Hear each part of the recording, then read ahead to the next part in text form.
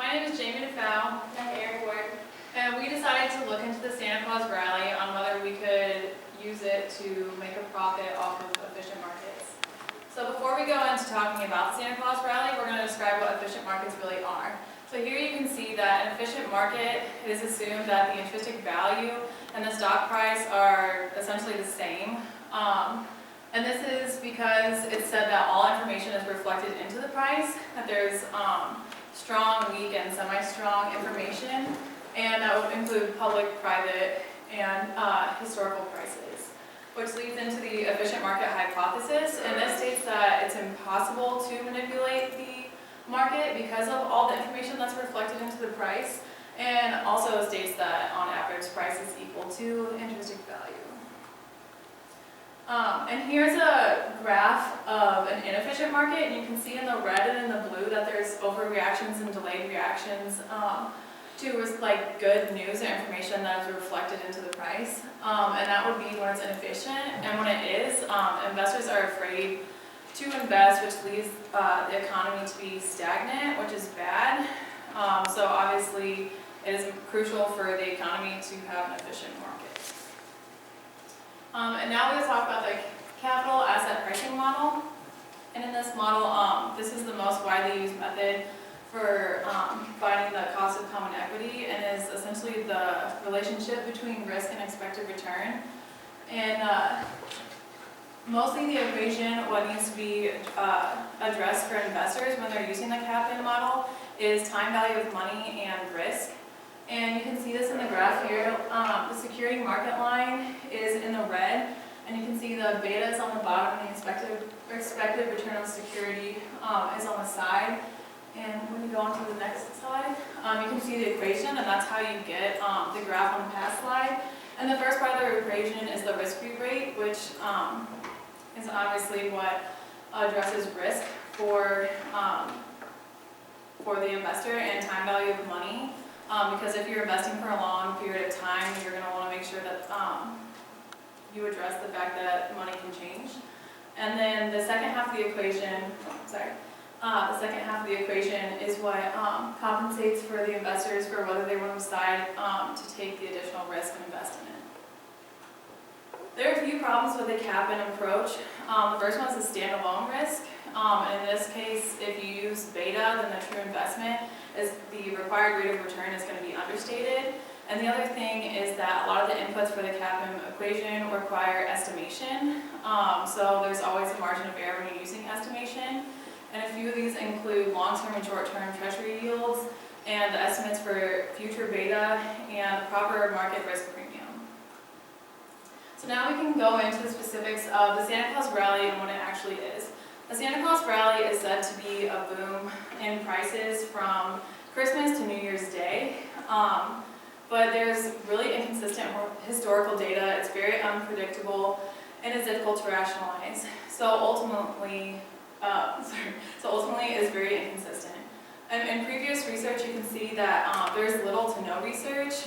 There's a lot of articles about it and what it is, but when you look into those articles and actually start researching it, you see there's very little analysis. But a few possible explanations include holiday optimism, tax portfolio adjustments, and pessimists that are on vacation at this time. Now I'll pass it off to Erin to talk about the methodology and the research that we conducted. Okay, so basically, since there isn't really a great way to research this besides looking at past historical data, that's essentially what we did. We looked at kind of early December prices and late January just to make sure that we were really understanding what kind of a pattern we were looking for and what general trends we wanted to see. So we basically researched 5 individual stocks, all within different industries that covered the major players in the stock market. And then we also looked at the price changes in the Dow Jones, the S&P 500, the New York Stock Exchange, and the NASDAQ. So our 5 individual stocks, we focused on energy, retail, real estate, healthcare, and telecommunications. And then we also focused on the large-scale measurements of a condensed version of cumulative stocks. And basically the way that we analyzed the data that we found is we calculated the change in the adjusted closing prices of all the trading days between December 25th and December 23rd, which ranged from 5 to 6 days depending on the year and kind of what days of the week that it fell on. And basically we just did this by taking the price of the day that we were studying and subtracting the price of the day beforehand to see how much of a change occurred, whether it was positive or negative. Not yet. And so really quick before we go into the specifics of what we found literally no pattern. There was no significant data in any of our stocks that we studied to assume that the Santa Claus rally really existed. In a couple of the stocks, we found that there was a bit of a positive change where the prices were going up a little bit, but those price and fluctuations were so small that it wasn't significant enough to say that the Santa Claus rally was really causing this boom, or that it wasn't just a fluctuation from, that could have happened at any day during the year. So we can go to our Excel document.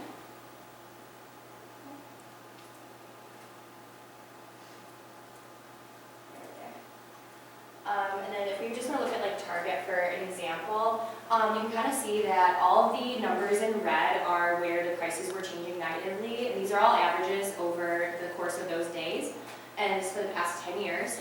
And then all the green is where they changed positively, so the prices were increased. As you can see, it's pretty much split. Almost all of our stocks, it was either 4 years negative and 6 years positive, or 6 years negative and 4 years positive.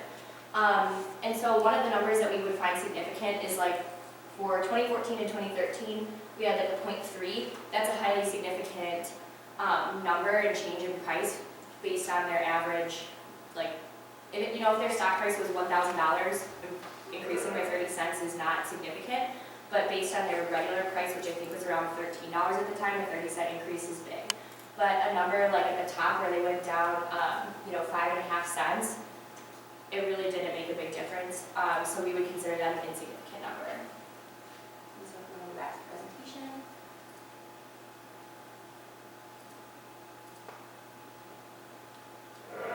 And then we were looking at kind of those large-scale cumulative measurements. We again found the same thing, that there really was no pattern. And in the S&P 500 and the NASDAQ, we actually saw that the prices were slightly going down. Again, this is by a pretty insignificant amount, so that could have just been, the stocks that we happened to choose randomly. But there was no significant pattern that anything was really increasing. And we found the numbers the exact same way, but again, there was just no, it was very split evenly. So it was, 5 years were positive, 5 years negative, same thing. So we go to the next slide. So in conclusion, we believe the Santa Claus rally does not exist. We did not find sufficient research, which there's probably a reason for that there is no proof that this has ever really been a consistent pattern. And we also would have needed to see consistent, significant positive price changes in order to prove that that actually is a pattern that we can rely on. So if we were talking to an investor and telling them whether or not they should rely on the Santa Claus rally to invest, we would say absolutely not. I think there's definitely other patterns in the stock market that you can play to that are much more reliable than the Santa Claus rally, and especially after looking at the data over the past 10 years, if there's no data to prove anything in the past 10 years, it's probably something that you don't want to rely on to invest in now. I'm going to open the floor to any questions.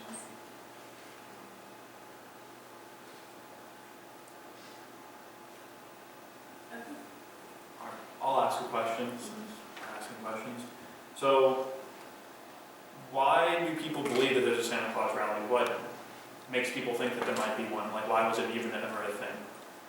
So in some of the historical data, you can find like certain outlier years that there is a significant boom. But if you probably went back into history at that time, there's probably other reasons. But there's so few data on that, and they're really like huge outliers when that happens. When you look at it over a huge time period and like use a really big sample size, you can see that there's really not much change. I read an article about something that was like post World War II, and then like the 2 decades after that, that was where they kind of started to formulate a lot of these data that they're coming up with. But especially ever since like the 2008 drop in the stock market, they're really, we think that wasn't that long ago, but it really was. I mean, it was 8 years ago now, and there's been no evidence since then, or even in the few years before that. So. And most of the articles that were towards it, you would see had a huge article, mostly based on opinion, because there would be no research connected to it. Just to throw out a couple thoughts. As people hear that this rally happens December 25th to January 1st or something, I think maybe people buy those stocks beforehand. So I think that over time, maybe this rally is actually happening before Christmas, which that might be something for someone to study in the future. But getting back to your data, two things that kind of caught my eye. You picked 5 stocks. I wasn't quite sure how you picked them. Were they just 5 names that you knew? Because you picked 5 relatively big names or big stock names, most of which are actually in the Dow Jones Industrial, so they're really big stocks. So in your paper, when you get around doing your final paper, you might want to talk about how you pick those stocks. And if you wanted to do additional research, something you might want to look at, you showed what a stock did during that 1 week period of time. You might want to look and see what the Dow Jones did. So if this stock fell, but the Dow Jones also fell, then it's not significant. Or the S&P or NASDAQ fell. But if your stock's going up and those indices are going down, then maybe that is significant. So it might be something if you want to do additional work or a future course down the way. But yeah. Other questions? Come on in.